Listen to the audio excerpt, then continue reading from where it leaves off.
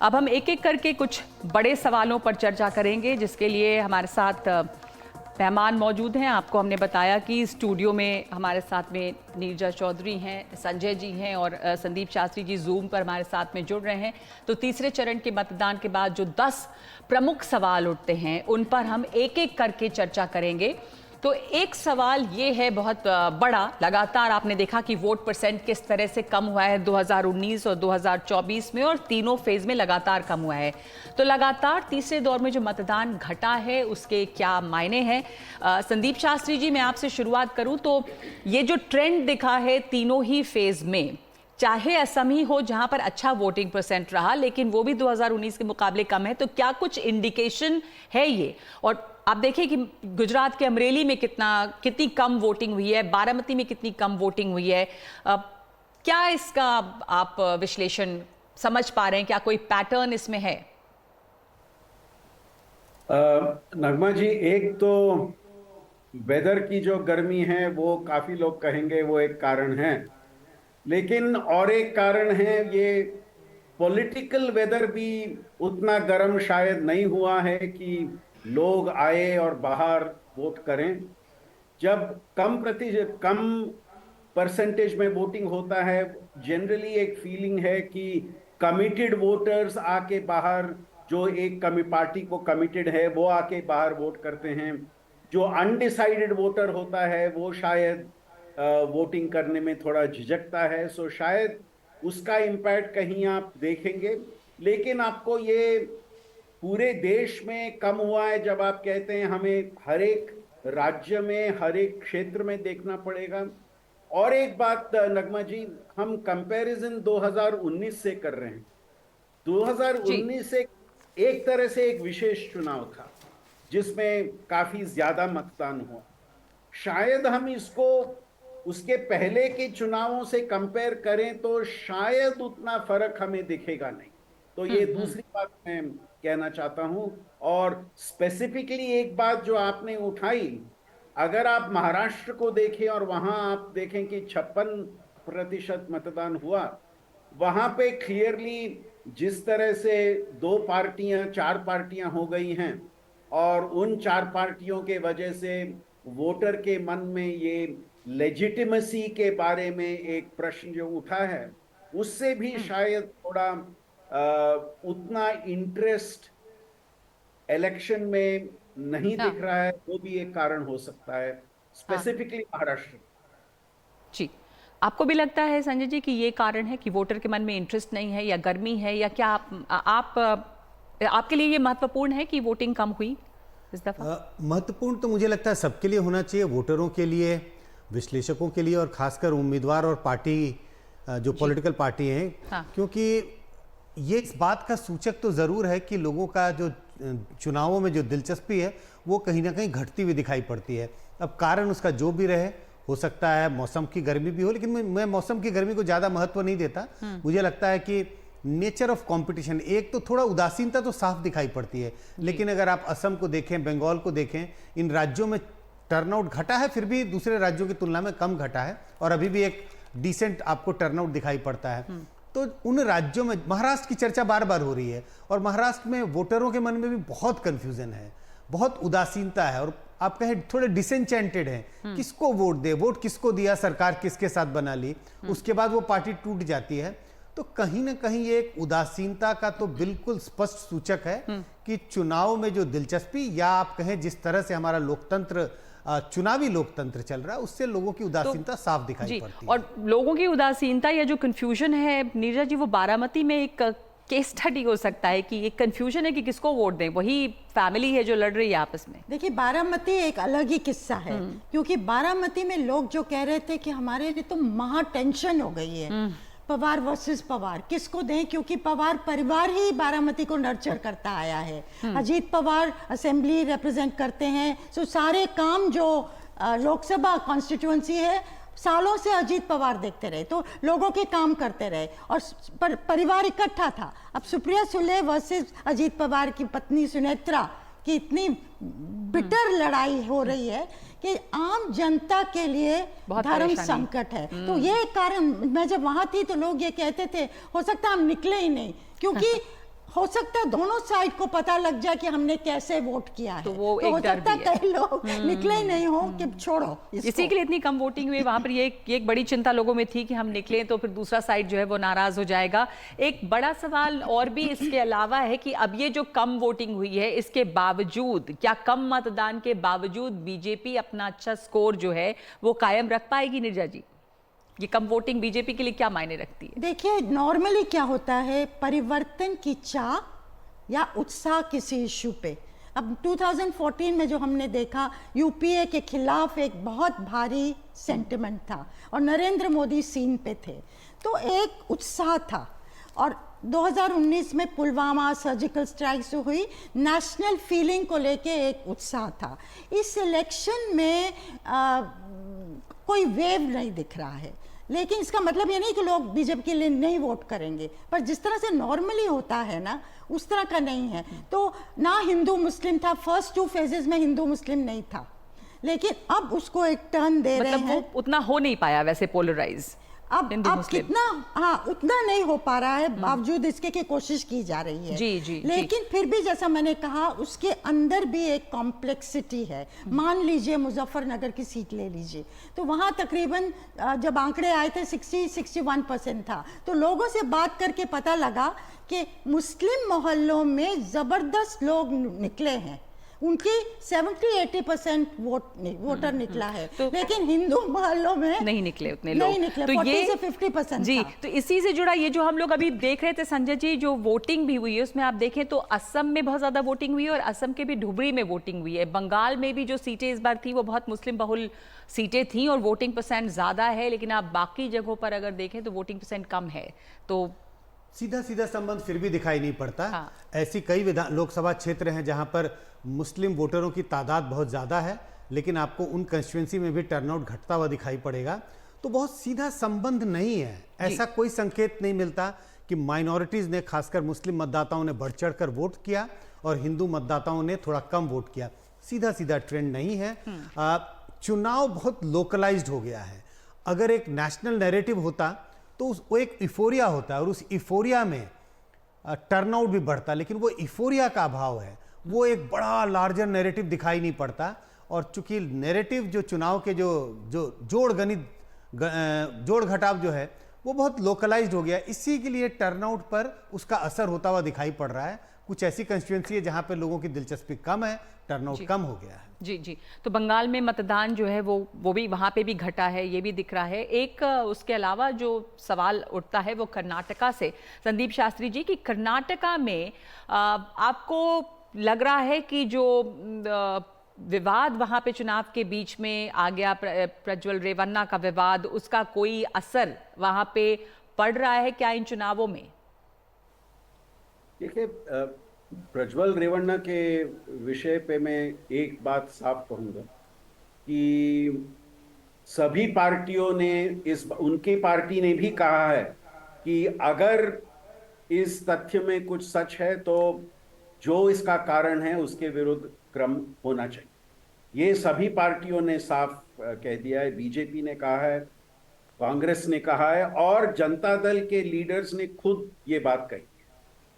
पहली बात, इसका खंडन हुआ है, इसका खंडन होना चाहिए और ये सभी पार्टियों ने किया है।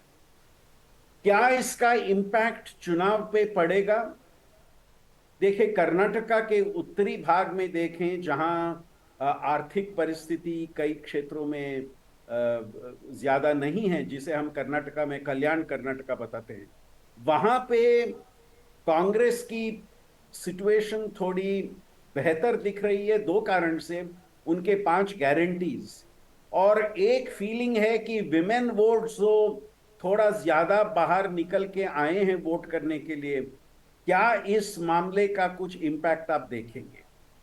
दूसरी तरफ आज जहां कित्तूर कर्नाटका में वोटिंग हुआ, वो बीजेपी का गढ़ माना गया है काफी वर्षों से, और वहां पे भी इस बार उतना कांग्रेस के साथ कंपटीशन का प्रश्न नहीं था, बट बीजेपी के थोड़े आंतरिक समस्याएं थी इस क्षेत्र में। कर्नाटका में इस बार स्पेशली आज जो मतदान हुआ है, काफी कंपटीशन और अलग कारणों से कंपटीशन कांग्रेस और बीजेपी के बीच में, वो कल्याण कर्नाटका में हो या आप कित्तूर कर्नाटका में देखें या मध्य कर्नाटका में देखें, विषय अलग हैं और 14 स्थानों में 14 अलग विषय हैं, जिसके कारण से वहां ट्रेंड एक बन रहा है इन सीटों में। जी, तो जाहिर सी बात है कि अलग अलग क्षेत्रों में अलग अलग वहाँ पर भी कर्नाटका में भी देखा जा रहा है जो कारण रहे। लेकिन हम कुछ देर पहले अपने सहयोगी से भी वहाँ बात कर रहे थे और जहाँ तक प्रज्वल रेवन्ना की बात है, उनका कहना है कि उन कई जगहों पे जहाँ पे ऋण का होल्ड है परिवार का, तो लोग देवेगौड़ा के लिए वोट कर रहे हैं, ये नहीं देख रहे हैं कि कैंडिडेट कौन है और क्या मुद्दा है। तो खास करके रूरल एरियाज़ में इसका कोई ख़ास असर नहीं दिख रहा। तो ये शायद ग्राउंड पे हालात हैं, हालांकि अलग अलग जगहों पे अलग मुद्दे हैं। अब हम महाराष्ट्र पे वापस आना चाहते हैं। हमने महाराष्ट्र में एक बड़ा सवाल जो उठ रहा था, शुरुआत में भी मैंने चर्चा की नीरजा जी की, महाराष्ट्र में खास करके बारामती पे सबकी निगाह टिकी हुई। हालांकि यहाँ पे विरासती लड़ाई दो तरह देखी जा रही है, एक तो ठाकरे परिवार के लिए भी है, इधर परिवार जो पवार खानदान है उसके लिए भी है।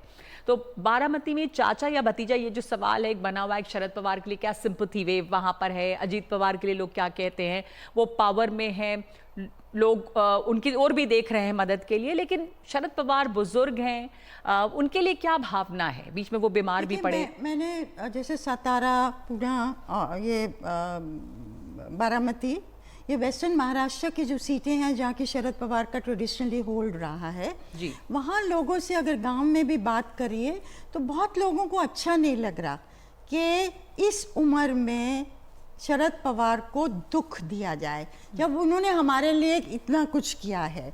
तो चाहे सुनेत्रा के बारे में कुछ सुने, वो समझे, सुप्रिया सुले के बारे में जो भी उनका व्यू हो, लेकिन असली लड़ाई अजीत पवार वर्सेस शरद पवार है। और उतना ही नहीं, एक पॉलिटिकल लेगेसी की है जो एनसीपी महाराष्ट्र में रिप्रेजेंट करती है। तो अगर शरद पवार जीत जाते हैं, सुप्रिया सुले जीत जाती हैं, तो शरद पवार की जीत मानी जाएगी। और क्या उनका अभी भी उनका दमखम है पॉलिटिक्स में, और बहुत अनुभवी नेता हैं, टॉल लीडर हैं ऑपोजिशन के आज। अगर अजीत पवार जीत जाते हैं, और वो लोगों से उन्होंने ये कहा है गांव गांव जाके कि आपको काम के लिए तो मेरे पास ही आना पड़ेगा। जी जी, तो जी, कई जो यूथ तबका है उनको लगता है कि आगे की लीडरशिप उनकी है।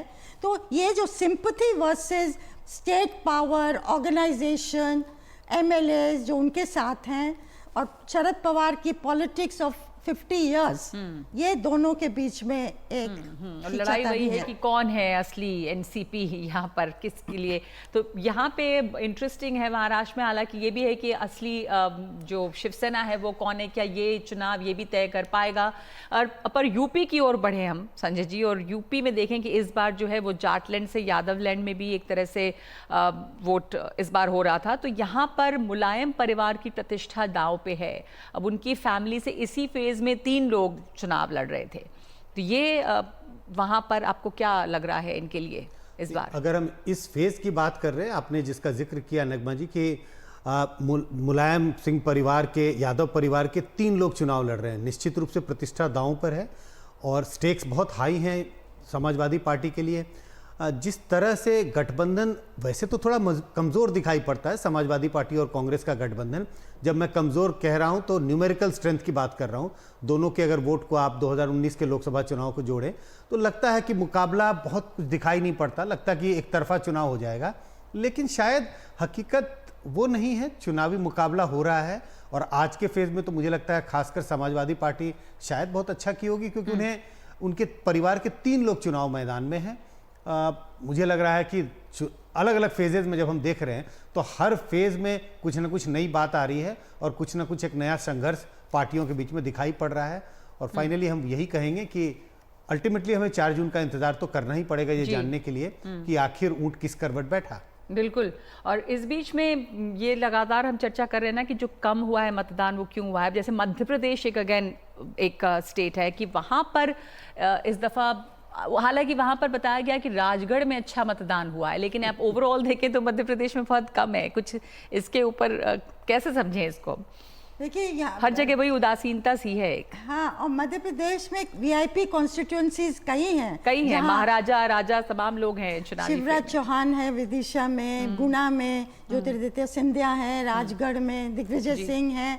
तो क्या इन कॉन्स्टिट्यूएंसीज में होने वाला है? ये बहुत इंटरेस्टिंग खबर है कि दिग्विजय सिंह की कॉन्स्टिट्यूएंसी में बड़ा है मतदान। क्यों इन दिग्गजों का फ्यूचर क्या होगा ये आज डिसाइड करेगा। हाँ, और अभी तक जो जिस तरह से वोटिंग रही है या जो सामने आप लोगों को संजय जी कई सारे आंकड़े भी आ रहे होंगे, क्या बीजेपी का मुकाबला कर पाएगी कांग्रेस? ये भी एक सवाल उठ रहा है, क्योंकि बहुत तरह की बातें इस चुनाव के बीच में, शुरुआत में क्या था लेकिन धीरे धीरे क्यों होपफुल भी हुई दूसरी जो अलायंस है। तो क्या लग रही है स्थिति इस वक्त? हम मध्य प्रदेश की बात कर रहे थे, तो अगर बीजेपी का कोई मुकाबला कर सकती है तो कांग्रेस ही कर सकती है मध्य प्रदेश में, क्योंकि बाइपोलर कंटेस्ट है, एक तरफ बीजेपी एक तरफ कांग्रेस है। सवाल यह है कि क्या कांग्रेस इतनी मजबूत उभर के आई है? कुछ राज्यों में ऐसा लगता है कि 2019 की तुलना में कांग्रेस थोड़ी ज्यादा मजबूत दिखाई पड़ती है। क्या इतनी मजबूत हुई है कि बीजेपी को परास्त कर देगी? क्या इतनी मजबूत हुई है कि बीजेपी को कड़ा टक्कर दे रही है? कहना थोड़ा मुश्किल है, लेकिन हाँ ये जरूर है, जिस तरह का चुनाव 2-3 महीने पहले दिखाई पड़ता था, आज चुनाव की सूरत थोड़ी बदली बदली सी दिखाई पड़ती है। और एक जो तीसरे, अब चुनाव की सूरत थोड़ी बदली सी दिखाई देती है, तो तीसरे चरण तक की जो वोटिंग हुई है या जो तीसरे चरण की वोटिंग है, संदीप जी, वो किसके लिए खतरे की घंटी लगती है आपको? कम वोटिंग जो ये जनरलाइज करना थोड़ा मुश्किल होगा कि इन 3 चरणों में जिस तरह से मतदान हुआ है उसके लिए, उससे नुकसान ज्यादा किसको है या फायदा ज्यादा किसको है। ये बात जरूर करूंगा कि मतदार को नुकसान हुआ है क्योंकि वो ज्यादा संख्या में वोट करने आया नहीं है, लेकिन पक्ष पे उसका इन्फ्लुएंस, मुझे ये आपको ये कॉन्स्टिट्यूएंसी बाय कॉन्स्टिट्यूएंसी देखना पड़ेगा। राज्य और राज्य भी नहीं देख सकते, राज्य के अंदर रीजन बाय रीजन देखना पड़ेगा। जैसे नीरजा जी ने अभी कहा, जहां प्रोमिनेंट कंटेस्ट हो रहे हैं वहां पे किस तरह से मतदान हुआ है। सो ये कोई जनरलाइज करना काफी मुश्किल है कि कम मतदान से क्या हम कंक्लूजन ड्रॉ कर सकते हैं, क्योंकि कोई एम्पिरिकल एविडेंस तो नहीं है कि ज्यादा मतदान हो तो रूलिंग पार्टी को फेवर हो या कम मतदान हो को ऑपोजिशन को फेवर हो। ऐसा कोई ट्रेंड तो हम क्लियरली बता नहीं सकते हैं, लेकिन इंपॉर्टेंट एरियाज में इसका इम्पैक्ट आप देख सकते हैं। जैसे मैंने कहा, आप अगर कर्नाटका की बात करें, जहां पे प्रमुख कैंडिडेट्स थे वहां पे थोड़ी मतदान फर्स्ट राउंड में हो सेकंड राउंड में हो थोड़ी ज्यादा हुई है। जहां लगा था कि कैंडिडेट्स उतने प्रोमिनेंट नहीं हैं वहां पे थोड़ा कम मतदान हुआ है। सो इस फैक्टर को आप कर्नाटका में क्लियरली देख सकते हैं। The nature of contest constituency में जैसे हुआ उसका इंपैक्ट आप वोटर टर्नआउट पे भी देख सकते हैं। जी जी, और आखिरी बड़ा सवाल यही कि ये जो 3 चरण के चुनाव हुए हैं अभी, उनको देखकर क्या समझ में आ रहा है अभी तक? अगर संजय जी एक ओवरऑल, अभी तो कई फेजेस बाकी हैं, लेकिन अभी जो हुआ है एक बड़ा ट्रेंड, इसमें से कुछ इंपॉर्टेंट बातें क्या समझ में आई हैं अब तक? मुझे लगता है सबसे इंपॉर्टेंट बात यह है कि चुनाव जितना नेशनल 2019 के चुनाव थे या 2014 के चुनाव में जितना एक नेशनल बड़े मुद्दे पे चुनाव लड़ा जा रहा था, बीजेपी को उम्मीद थी कि इस बार का चुनाव भी एक नेशनल मुद्दे पर लड़ा जाएगा, कम से कम राम मंदिर का एक बड़ा मुद्दा होगा। लेकिन चुनाव उस ओर जाता हुआ दिखाई नहीं पड़ रहा है। 3 चरणों के चुनाव में यही दिखता है कि चुनाव नेशनल न होकर काफ़ी लोकलाइज्ड हो गया है। और आप देखें किस तरह से, और थोड़ा सा आप देखें कैसे बीजेपी एक कांग्रेस के पिच पर एक तरह से खेलने लगी है। कहने का मतलब है नैरेटिव कांग्रेस सेट कर रही है। अगर आप रिजर्वेशन के मुद्दे की बात करें तो कांग्रेस बार बार इस बात का जिक्र कर रही थी ओबीसी सेंसस होना चाहिए, और सोशल जस्टिस के मुद्दे को उन्होंने पकड़ के रखा हुआ था। और आज आप देखें तमाम बीजेपी के नेताओं के भाषण में उसको रिस्पॉन्ड किया जा रहा है अलग अलग तरीकों से, लेकिन चुनाव इस तरह से मुझे बदलता हुआ दिखाई पड़ा है। संदीप जी, आपको भी लगा कि कुछ इस तरह से बदला है, या आप अग्री करते हैं इस बात से कि अब ये लग रहा है कि कोई एक बड़ा इमोटिव नेशनल इशू यहाँ पर नहीं मिला और कांग्रेस इस वक्त एक नैरेटिव सेट कर रही है, बीजेपी रिस्पॉन्ड कर रही है, चाहे वो जातीय समीकरण की बात हो, और जैसे राम मंदिर से उम्मीद थी कि एक ऐसा मुद्दा होगा जो पैन इंडिया जिसकी अपील होगी, ये ऐसा मुद्दा बनकर उभरा नहीं। मैं संजय जी की बात को मानूंगा, पर उस पर एक एडिशन करूंगा कि जिन राज्यों में कांग्रेस और बीजेपी के बीच में सीधा मुकाबला है और जिन राज्यों में कांग्रेस की सरकार है राज्य में, वहां पे देखिए ये नेशनल नैरेटिव जो बीजेपी बिल्डअप कर रही थी प्राइम मिनिस्टर के लीडरशिप के अंदर, और दूसरी तरफ जहां कांग्रेस उनकी सरकार राज्य में थी, उन्होंने लोकल इश्यूज वहां पे उठाया। तो इन राज्यों में नैरेटिव एक नेशनल वर्सेस लोकल हो गया है, और जहां पे रीजनल पार्टीज का भी सरकार है, उन राज्यों में भी जहां बीजेपी के साथ इन रीजनल पार्टीज का मुकाबला है, उन्होंने वहां पे भी उसको रीजनल वर्सेस नेशनल एक कंपटीशन बना दिया है। ये आप पहले 3 चरण में देख रहे हैं। अब आगे के चरणों में क्या बीजेपी हो, कांग्रेस हो, क्षेत्रीय पार्टियां हो, अपना रणनीति बदलेंगे ताकि जो विषय वो उठाना चाहते हैं उसको ज्यादा इंपॉर्टेंस मिले, ये देखना पड़ेगा। पर फर्स्ट 3 राउंड्स में जैसे संजय जी ने कहा, क्लियर ट्रेंड दिख रहा है, स्पेशली उन राज्यों में जहां कांग्रेस की सरकार हो या रीजनल पार्टीज की सरकार। नीरजा जी, आपको लग रहा है आने वाले दिनों में कुछ बदलेंगे मुद्दे? देखिए, 2 चीजें मुझे लगती हैं। एक तो कि ऑपोजिशन लड़ रही है। जब चुनाव शुरू हुआ ऐसा लगता था कि ऑपोजिशन ने हथियार डाल दिए हैं और ये वन साइडेड होगा, लोगों ने मतलब बोर हो गए थे लोग, कहानी खत्म है, हमको पता क्या होने वाला है। लेकिन ऑपोजिशन टक्कर दे रही है कई जगह पे, और लोगों का असंतोष भी लोग बता रहे हैं। अब टक्कर का मतलब जरूरी नहीं कि विक्ट्री उनके फेवर में, बट कई स्टेट्स में, नॉर्थ इंडियन मतलब रेस में है वो, ऐसा लग रहा है। हाँ, रेस में कई जगह है। तो महाराष्ट्र हो गया, बंगाल हो गया, हरियाणा हो गया, राजस्थान हो गया, इन स्टेट्स में जहाँ अनएक्सपेक्टेड था, कर्नाटक तो है ही। तो दूसरी चीज़ है, जैसे संजय जी ने कहा कि जैसे जैसे चुनाव आगे जा रहा है, नैरेटिव भी बदल रहा है। नैरेटिव कॉन्स्टिट्यूशन के इर्द गिर्द, जो कि कांग्रेस ने अपना मुद्दा बनाया है, और दलित टोलों तक ये बात चली गई है कि क्या कॉन्स्टिट्यूशन को बदला जाएगा, 400 सीटों का मतलब क्या है, हमारा आरक्षण तो नहीं खत्म हो जाएगा, ये बात चली गई है। और दूसरी तरफ प्रधानमंत्री और गृह मंत्री और भाजपा के नेता ये कह रहे हैं कि Congress party OBC, SC, ST का रिजर्वेशन मुस्लिम्स को देना चाह रही है, पर संविधान सेंट्रल हो गया उस नैरेटिव का। तो नैरेटिव भी बदलने की उम्मीद है, और लग रहा है कि नैरेटिव कुछ बदला भी है, जैसा कि संजय जी ने भी कहा, नीरजा जी ने भी कहा कि नैरेटिव कांग्रेस भी सेट कर रही है और कॉन्स्टिट्यूशन के इर्द गिर्द ये बात अब आके रह गई है। धन्यवाद आप लोगों का हमारे साथ जुड़ने के लिए, और 3 राउंड्स जो हुए हैं अभी तक उसका विश्लेषण करने के लिए। संदीप जी, आपका भी बहुत बहुत शुक्रिया, हमारे साथ आप जुड़े।